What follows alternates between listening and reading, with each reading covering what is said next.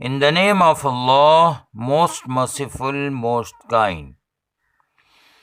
RSS سے تعلق رکھنے والی ہماری ایک ہندو بہن اکثر سوشل میڈیا پر یہ کہتی ہوئی سنی جاتی ہیں کہ مسلمانوں کی اوقات ہی کیا ہے، وہ تو ایک پنکچر بنانے والی قوم ہے اور نہ جانے کیا کیا وغیرہ وغیرہ۔ وہ اپنی زبان سے اور اپنی نادانی میں یہ بات کہہ جاتی ہے جو حقیقت نہیں ہے، لیکن اپنی قوم، اپنے دھرم کی محبت میں بعض دفعہ انسان حد سے زیادہ گزر جاتا ہے، جو اپنے لیے بھی صحیح نہیں ہوتا اور جس دھرم کو ہم ریپریزنٹ کرتے ہیں اس کی بدنامی کا کارن بھی بنتا ہے۔ سوشل میڈیا پر چاند اور سورج کی طرح ہر چیز روشن ہے، تاریخ گواہ ہے۔ آپ کے جھوٹ بولنے سے ضروری نہیں ہے کہ وہ باتیں سچ ثابت ہو جائے اور لوگ اس کو ماننے لگیں۔ ایسا کر کے دراصل ہم خود اپنے قد کو گھٹاتے ہیں۔ مذہب اسلام کہتا ہے کہ انصاف سے کام لو، چاہے وہ تمہارا اپنا بھائی، سگا سمبندی ہی مجرم کیوں نہ ہو۔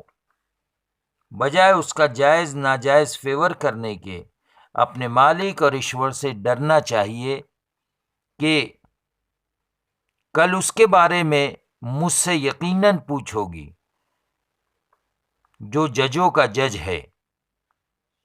ہم دنیا میں کچھ لوگوں کو خوش کرنے کے لیے غلط سلط اپنی امیج بنانے کے لیے جو حرکتیں کرتے ہیں اس سے ہم خود کو ہی نقصان پہنچاتے ہیں۔ پرلوک میں دودھ کا دودھ اور پانی کا پانی ہو جائے گا۔ اب رہی مسلمانوں کی اوقات اور ان کے پنکچر بنانے کی بات، تو یہ کسی کے اچھے برے ہونے کا پیمانہ یا ماپدنڈ نہیں ہے۔ قرآن میں اللہ تعالیٰ نے سب سے باعزت انسان اسے ہی بتلایا ہے، اسے ہی قرار دیا ہے جو سب سے زیادہ ایشور سے، اللہ سے ڈرنے والا ہو۔ یہ ساری جھوٹی شان شوکت صرف دنیا کی حد تک ہے۔ آپ دیکھ لیجئے دنیا میں جتنا فتنہ، فساد، ظلم اور بگاڑ پیدا ہوا ہے اور ہو رہا ہے، وہ صرف اور صرف پڑھے لکھے جاہلوں کی بدولت ہی ہو رہا ہے۔ ظلم و جبر کی بڑی بڑی تاریخیں جنہوں نے رقم کی ہے، وہ کوئی بیچارے مزدور، محنت کش، غریب طبقہ نہیں تھا۔ آپ ہمارے بڑے بڑے پیغمبر، دود، پروفٹس، صوفی سنتوں کو دیکھیے، کوئی بڑھئی تھے، کوئی درزی تھے، کوئی مزدور، کسی نے بکریاں چرائی، معمولی درجے کے کام کرنے والے تھے، مگر اللہ سے، خدا سے بہت زیادہ ڈرنے والے، ایشور کی ایک ایک بات کو سر آنکھوں پر رکھنے والے تھے۔ ان کو معلوم تھا کہ یہ دنیا چند روزہ ہے، آخر ہم کو ہمارے رب کے پاس ہی جانا ہے۔ دنیا میں کتنی بھی بڑی جنت بنا لی جائے، بالآخر اسے چھوڑنا ہے۔ فرعون، حامان، نمرود، شداد، سکندر، ہٹلر، مسولینی، سب اس دنیا سے خالی ہاتھ گئے۔ پیارے بھائیوں بہنوں، اس کا ہرگز مطلب یہ نہیں ہوتا کہ دنیا نہ کمائی جائے، اور ہمارے پیغمبروں میں کوئی مالدار نہیں تھا، ایسا نہیں ہے۔ بہت ساری مثالیں ہیں، جیسے سلیمان علیہ السلام، جن کی حکومت انسانوں سے لے کر درند، چرند، پرند اور چونٹی اور ہواؤں پر تک تھی۔ اس طرح یوسف علیہ السلام، وہ خود ایک بادشاہ تھے۔ پھر آخری پیغمبر حضرت محمد صلی اللہ علیہ وسلم، جن کے طفیل میں ساری کائنات بنائی گئی، وہ بکریاں چراتے تھے، تجارت بھی کرتے تھے، اور لوگوں کو بتلا کر گئے کہ اصلی چیز مال و دولت نہیں، ایمان، اخلاق، آچرن، انسانیت اور مانوتا ہے۔ اب رہی مسلمانوں کی اوقات، تو تاریخ گواہ ہے کہ مسلمانوں نے یہاں 800 سال حکومت کی ہے۔ انہوں نے اس ملک کو ہمیشہ دیا ہے، لوٹا نہیں ہے۔ ملک کی آزادی کی تاریخ سے لے کے جن میں بڑے بڑے سورماؤں، علماء و مولاناؤں نے اپنی جانوں کی قربانی دی، وہ ان کے بے مثال کارناموں سے بھری پڑی ہے۔ ٹیپو سلطان، سراج الدولہ جیسے حکمرانوں سے لے کر عبدالحمید، عبدالکلام، اشفاق اللہ خان سے ملک کی سنہری تاریخ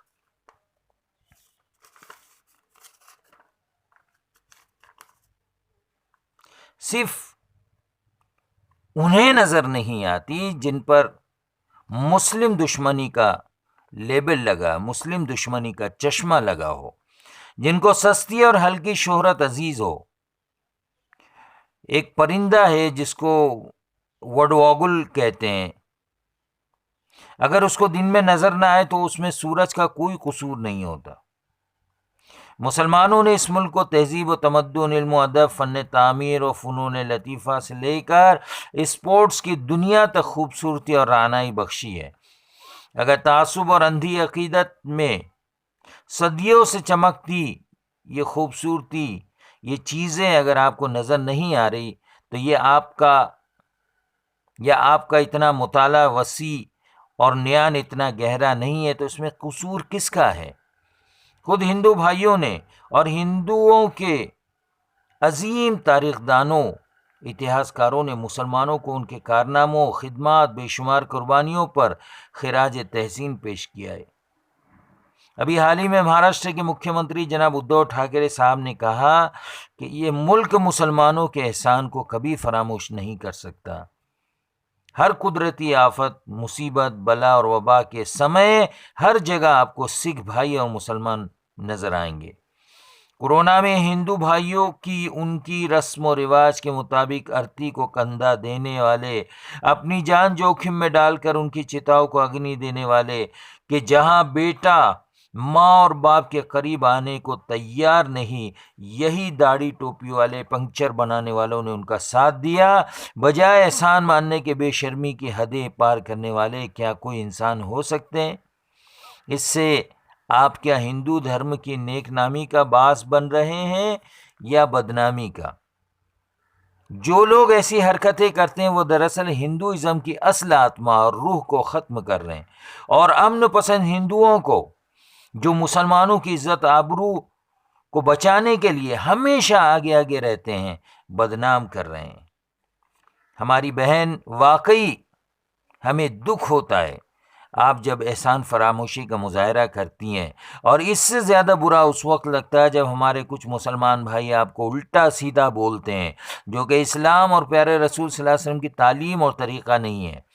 مجھے امید ہے کہ اور بہنوں اور بھائیوں کی طرح جنہوں نے اسلام اور مسلمانوں کو بہت کچھ غلط اور غلیظ الفاظوں سے یاد کیا، ایک دن انہیں اپنی غلطیوں کا احساس ہوا، انہوں نے دل کی گہرائیوں سے مسلمانوں سے معافی مانگی۔ ہم آپ سے نا امید نہیں ہے، ایک دن آپ بھی پلٹ آئیں گی، ہمارا دل بہت بڑا ہے، ہم اپنی بہن کو ویلکم کریں گے۔ چمن کے پھول تو عادی ہیں مسکرانے کے، انسان کو ہمیشہ خوشبو کی تلاش میں رہنی چاہیے، انسان کو ہمیشہ خوشبو کی تلاش رہنی چاہیے، بدبو کی نہیں۔ روشنی کی ضرورت محسوس ہونی چاہیے، اندھیروں کی نہیں۔ ہم لاکھ اختلاف کے باوجود بھارتی ہیں، ہمیں اپنے بھارتی ہونے پر فخر ہے۔ ہم مل کر ملک کو ایک مضبوط اور ترقی یافتہ ملکوں کی صف میں شامل کرنے میں اپنا پورا سہیوگ اور یوگدان دیتے آئے ہیں، اور ہمیشہ انشاءاللہ دیتے رہیں گے۔ ابھی آپ دیکھیں کہ کسی نے کتنی پیاری بات کہی ہے کہ اچھے اور ایماندار انسان تو صرف اسلام و دھرم میں ہی پیدا ہوتے ہیں۔ کورونا سنکٹ کے دوران بھارت کے سب سے امیر اور نیک مسلمان عظیم پریم جی نے بھارتیہ کو بچانے کے لیے ان کے دوارا دی گئی سٹیک راشی رقم 7.904 کروڑ ہے۔ یہ غریب لوگوں کے لیے سب سے بڑا دان ہے، صرف ایک مسلمان کی طرف سے۔ فرانس سے رافیل کو اڑا کر بھارت لانے والا پائلٹ کشمیر کا مسلمان ہلال احمد ہے، جس کی تعریف خود وزیر اعظم نے کی ہے۔ مسلم پنکچر ہی نہیں بناتے، رافیل بھی اڑاتے ہیں۔ کانٹوں کی چبھن کا تمہیں احساس نہ ہوگا، کانٹوں کی چبھن کا تمہیں احساس نہ ہوگا، خوشبو کی تمنا میں اگر جاؤ گے تم بھی، دیکھے گا زمانہ تمہیں عزت کی نگاہ سے، دیکھے گا زمانہ تمہیں عزت کی نگاہ سے، کچھ کام بھلائی کے جو کر جاؤ گے تم بھی۔ درد دل کا لیے ہم مسکراتے ہیں، درد دل کا لیے ہم مسکراتے ہیں، اپنا ہر غم سینے میں چھپاتے ہیں۔